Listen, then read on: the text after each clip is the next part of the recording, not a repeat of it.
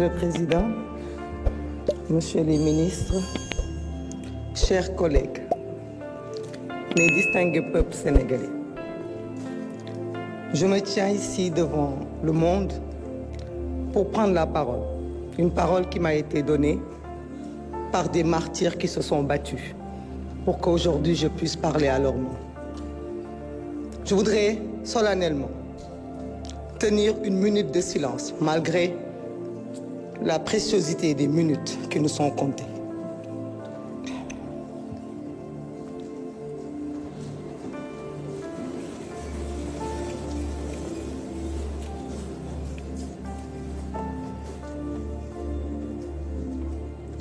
Je vous remercie. Je vous remercie et je suis fière d'être aujourd'hui avec vous dans cette salle. Et je suis fière de vous tous autant que vous êtes. Beaucoup ont épilogué, on nous a parlé de manifestations qui ont amené des morts. Je voudrais rappeler que dans le monde entier, pour défendre la démocratie, des gens manifestent.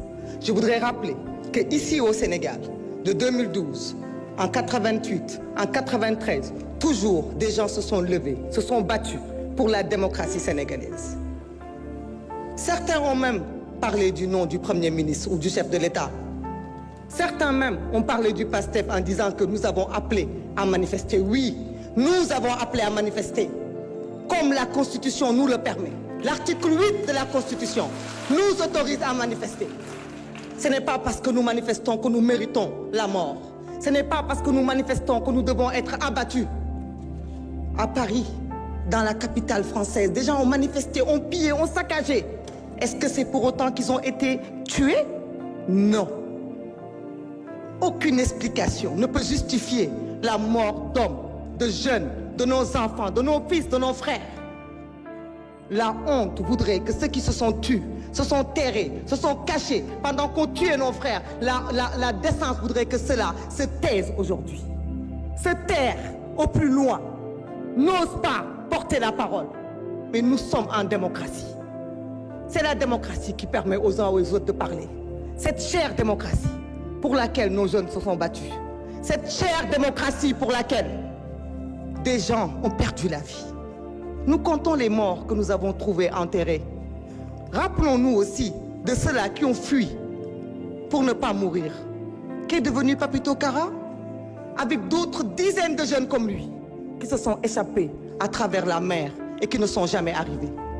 Parlons aussi de l'imam Ndao, des gens qui ont été persécutés à cause de ce combat démocratique et qui sont morts aussi pour défendre le Sénégal. Nous ne pouvons pas avoir de complexe. Les paroles sont tellement mielleuses quand on parle aujourd'hui. Nos mots sont forts. Beaucoup d'entre nous pouvaient s'abstenir de parler. Mais vous savez pourquoi nous parlons? Pour entrer dans l'histoire et pour ne pas oublier. Parce que l'ADN d'un peuple, c'est la mémoire. Tant que nous nous souviendrons, personne ne pourra oublier. Tant que l'oubli ne nous guette pas, nous pourrons apprendre du passé. Certains nous disent l'amnistie. Vous avez pris ce qui est bon. Oui, nous avons pris ce qui est bon de cette amnistie.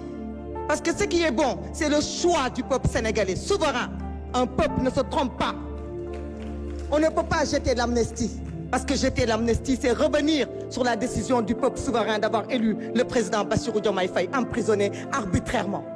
Et ça, nous ne le ferons pas, par respect au peuple sénégalais, qui a voté massivement, qui nous a donné cette majorité. Par contre, nous renions tout ce qui est mauvais de cette amnistie. Ce que vous-même n'osez pas affronter. Dites-nous ici si vous êtes d'accord que les crimes de sang fassent partie de cette amnistie. Dites-nous ici si vous êtes d'accord que les tortures fassent partie de cette amnistie. Vous n'osez pas l'affirmer.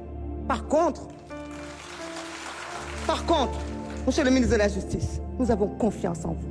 Nous savons que vous rendrez justice parce que vous êtes un épris de justice. Nul ne peut nous donner de complexe. La justice sera rendue. Mais ceux qui veulent mettre dos à dos des manifestations, des pillages, des casses de voitures, des casses de magasins avec le respect de la vie humaine, je dis honte à vous. Honte à vous et nous sommes là pour vous obliger à vous souvenir et nous sommes là pour que l'oubli ne guette pas notre peuple parce que nous sommes un peuple digne et un peuple qui n'oubliera pas ce qui s'est passé de 2021 à 2024. Nous sommes ce peuple fier. Merci au peuple sénégalais. Honorable Moussa Amadi Sarr, vous avez la parole. Doyen Alla Kane man